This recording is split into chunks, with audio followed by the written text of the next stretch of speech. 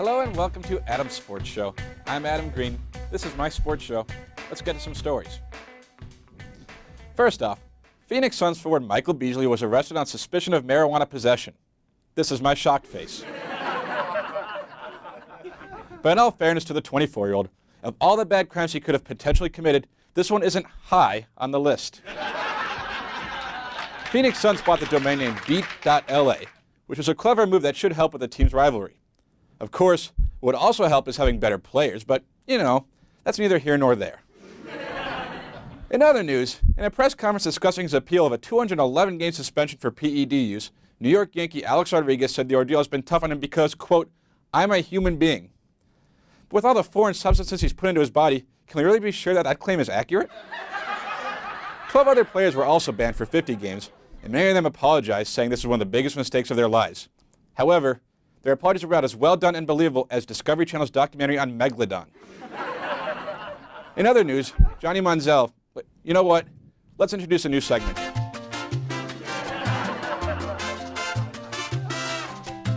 So here's your weekly moment of Manziel. The A&M quarterback is in the headlines again, this time for possibly profiting off his autograph. But to be fair, this isn't the worst thing he could do. Hell, it's probably not the worst thing he's done this month. An ESPN The Magazine survey of college football players saw ASU coach Todd Graham earn 14% of the vote for last coach they'd ever want to play for. He beat out USC's Lane Kiffin, who had just 11% of the vote. Now, I'm all for knocking ASU, but there's no way anyone should finish ahead of Kiffin here. You mentioned how TJ was playing sort of a deep... I gotta go. The Phoenix Coyotes ownership saga has finally, mercifully, and officially come to an end. So now the rest of the Valley can go back to not pretending to care about hockey. NFL guard Brandon Moore, who agreed to a contract with the Dallas Cowboys Tuesday night, decided Wednesday that he'd rather retire.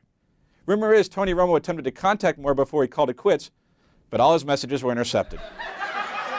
Okay, go ahead and watch this video. It's football on your phone, so now's your chance to have football on your phone and football in your pants. Look at this guy using his phone as a phone. Your phone ain't for calling, your phone's for footballing. It's football on your phone. Yeah. Nicely done, Mannings. Over at Cardinals camp, it appears defensive lineman Darnell Dockett may not, in fact, own a pet tiger.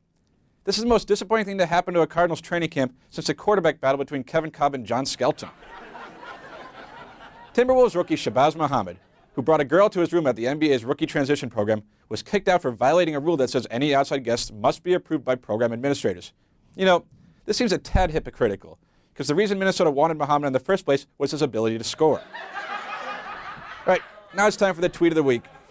This one comes courtesy from this, we're going to call him George, because I can't really pronounce his last name, but he has a picture talking about Notre Dame's new uniforms that they're going to be wearing for the ASU game on October 5th. And he says, here again is the entire array of Alabama's home uniform options.